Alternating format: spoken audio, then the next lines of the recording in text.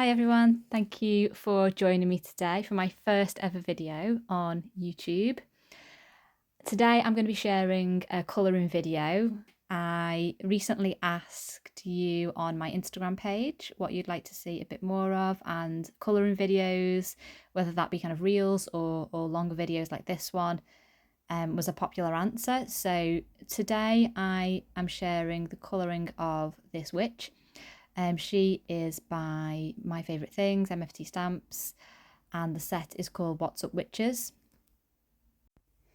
Today I'm colouring with Copic, which is my favourite colouring medium, and the vast majority of my colourings are done with this.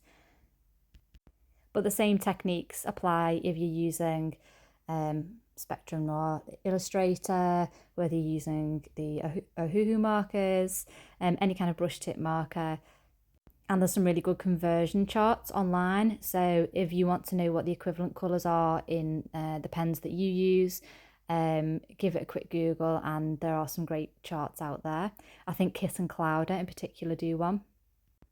Starting off with the witch's hat, the first colour I used was 100, which is one of the black Copic colours. I tend to start with my darkest colours first and then work my way to the lightest. That's what technique I found suits me best. I know a lot of people like to start with the lighter shade and colour the whole area in first, so the paper gets saturated, and some people feel that helps them blend the colours a bit better, but this is the technique that works for me, but whatever suits you is absolutely fine. So you want to put your darkest colours obviously in the areas where you would expect shadows to be, so the areas where the object is getting the least light. It can be really helpful to do a shadow study, and if you've never seen that before, Christina Werner does some great videos on this, and I think Kiss and Clouder in there have got some tutorials on light studies, and in fact they've got some free resources on their website about light sources as well. So essentially what you're doing is imagining where the light would be, where the sun would be, and where that would hit your character. And so obviously where the light hits, that's where your lightest colours will be, and then working back from that into the shadows is where you're going to put your darker colours.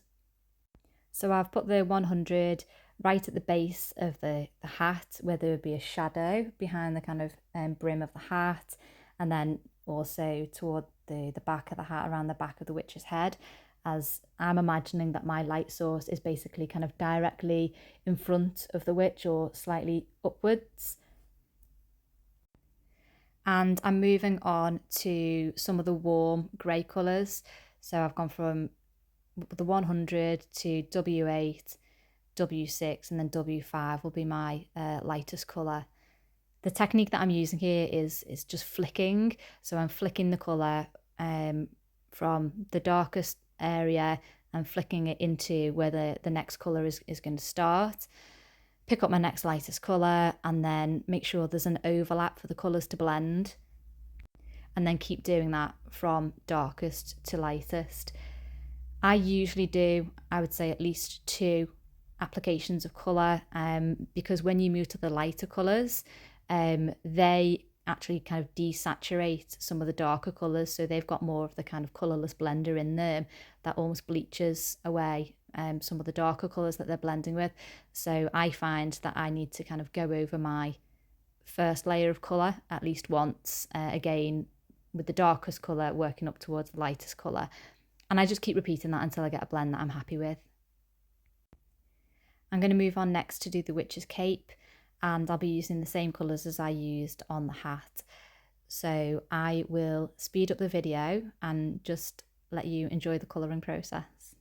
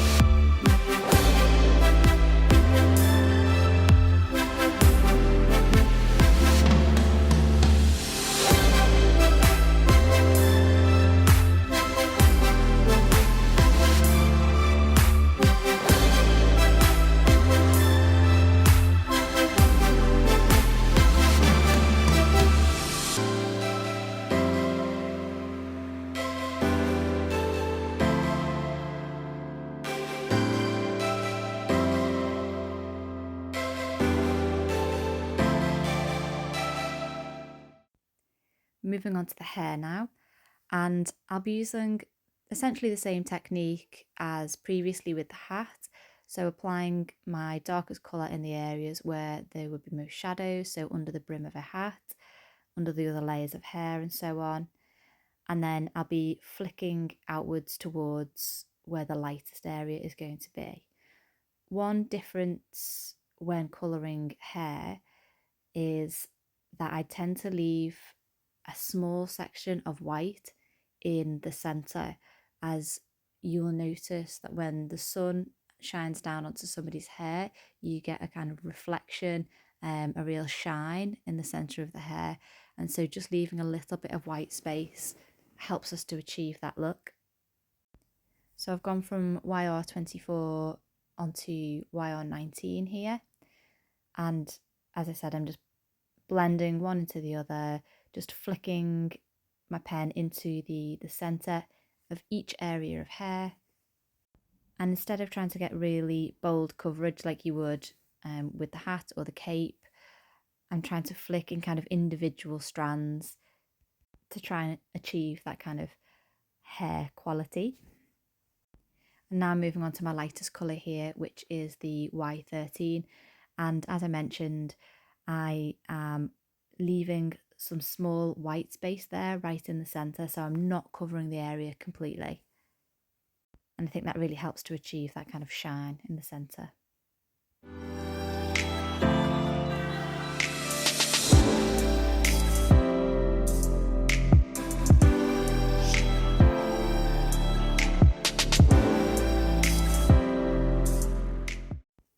Moving on to the face now, I'm just using some real pale skin tones, starting out with E31 as my darkest colour, moving into E51, and then for the very centre of the face, E00. Just adding in a second layer of that colour, and then I will add some blush to the witch's cheeks with R20. For the witch's shoes, I've gone with some nice Halloween-y purple colours, V09 being the darkest, moving on to V17 and V15, which is one of my favourite purple combinations. I did try and put some BV04 in the centre, but I didn't actually like how it looked, so I went over it with that V15. So never be afraid to try some different combinations, and you can always go over things if it doesn't work. In this case, having the BV04 underneath the V colours has just made those shoes a bit brighter, which I actually quite like in the end. I've used some of the darker E numbers, E29, 25 and 23 on the broom, and for the broom handle I'm doing actually the same colours that I used for the witch's hair. The cat has been done in warm colours again, warm greys, but lighter ones this time, W5, W3 and W1, and then finishing off with the frog, I've just got some YG03 and YG21. And the last thing that I do is to add some highlights with a white gel pen. I find that this really brings your colouring to life, and I just add these in the darker areas of the picture, generally the areas we've coloured with the darkest colours, where you'd expect to see some shadows. The one that I'm using is a Jelly Roll number 8 pen, which I have found to be my favourite white gel pen so far. So that finishes up today's colouring. I hope you found it helpful. Please do leave me some comments below. Tell me what you'd like to see more of. And I hope to see you again here soon. Bye.